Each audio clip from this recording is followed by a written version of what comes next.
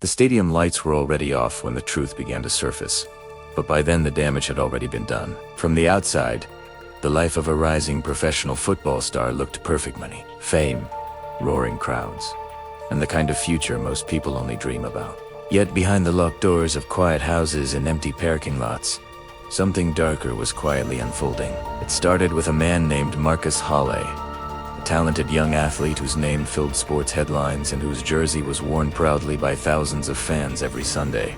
On the field, he was powerful and confident, the kind of player who could change the outcome of a game in a single moment. But away from the field, Marcus carried a weight that no one around him fully understood. The pressure of fame, the shadows of his past, and the company he kept were slowly tightening around him like an invisible trap.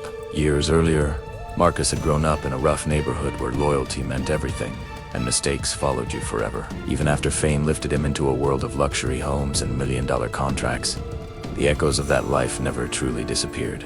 Friends from the past still called, old loyalties still demanded attention, and sometimes those connections pulled him back toward decisions that would one day destroy everything he had built. On a quiet summer night in the city of Harbor Ridge, the chain of events that would unravel Marcus's life began.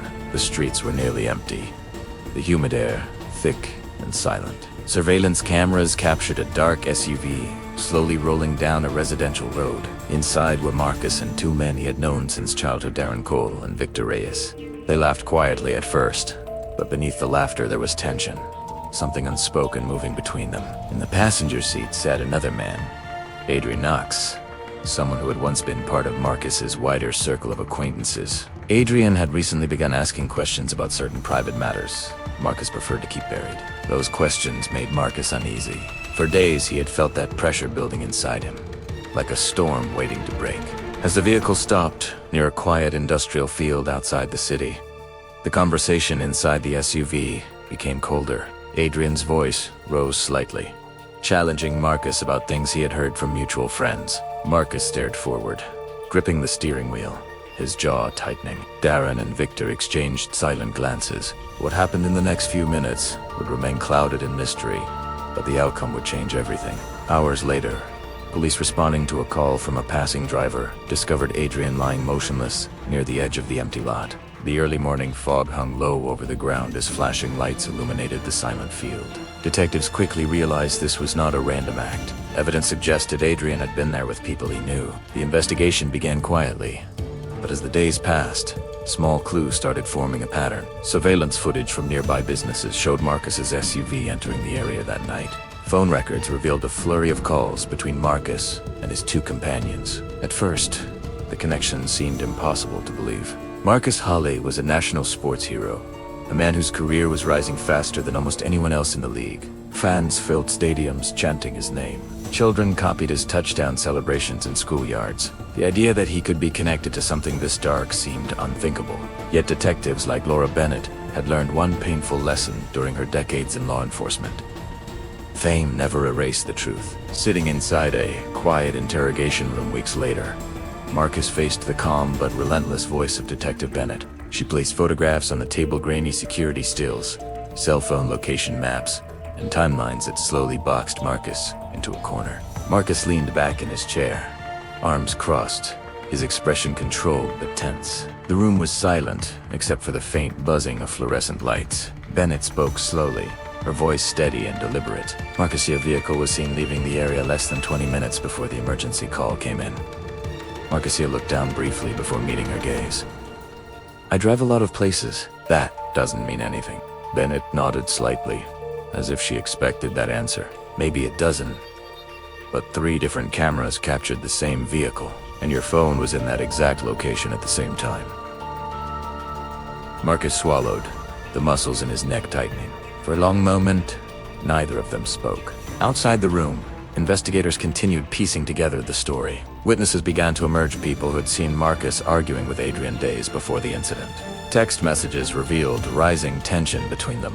Financial records hinted at disputes involving money and loyalty. The portrait forming around Marcus was no longer just that of a celebrated athlete. It was the portrait of a man living 2 very different lives. The pressure grew heavier with each passing day. Media trucks began gathering outside Marcus's home. Sports networks debated his future endlessly. Fans struggled to understand how someone they admired could be connected to something so dark. Inside his large house, overlooking the hills, Marcus spent long nights pacing through silent rooms. The trophies and framed jerseys lining the walls now felt like reminders of a life that was slipping away. One evening, his longtime friend Darren arrived looking nervous. He closed the door quietly behind him and spoke in a low voice. "They're getting closer," Darren said. Marcus stared out the window toward the distant city lights. "Let them try." But his voice carried uncertainty. Days later, the break investigators needed finally arrived. Betrayals, the quietest member of Marcus's inner circle, had been brought in for questioning. Unlike Marcus, Victor lacked the confidence to face intense interrogation. After hours inside a stark interview room, he finally lowered his head and spoke. His confession wasn't loud or dramatic. It came out slowly, piece by piece, like someone finally letting go of a heavy secret. Victor described the argument inside the SUV that night. He explained how the tension had exploded into a confrontation Marcus couldn't control, and he revealed how fear and panic had driven them to make a series of terrible choices that no one could undo. 18 hours arrest warrants were issued. When police vehicles pulled into Marcus Hale's driveway early the next morning, the scene felt almost surreal. Officers moved calmly but firmly through the large front gate as cameras from nearby news crews captured everything. Marcus stood at the doorway, silent, as handcuffs were placed around his wrists. The athlete who had once commanded roaring stadiums was now escorted into the back of a police cruiser under flashing lights. Inside the courtroom months later, the atmosphere was heavy with tension. Prosecutors laid out the timeline carefully, presenting evidence that painted a devastating picture of betrayal, anger, and irreversible decisions. Defense attorneys tried to challenge the credibility of witnesses and question the investigation, but the weight of the evidence remained overwhelming. As the trial unfolded, the public watched closely, struggling to reconcile the athlete they once admired with the man described in testimony. Some still believed Marcus had been misunderstood, that fame had made him an easy target. Others saw the darker side, that investigators had uncovered years of unresolved anger, loyalty to dangerous influences, and choices driven by pride rather than reason. When the verdict was finally delivered, the courtroom fell silent. Marcus sat motionless as the words echoed across the room. His shoulders slowly lowered, as if the full weight of the consequences had finally settled on him. Outside the courthouse, reporters delivered breaking news that traveled across the country within minutes. Fans who once celebrated Marcus's victories now faced the painful reality of how quickly success could collapse. Years later, those who studied the case continued to ask the same haunting question. How could someone with so much opportunity lose everything so completely?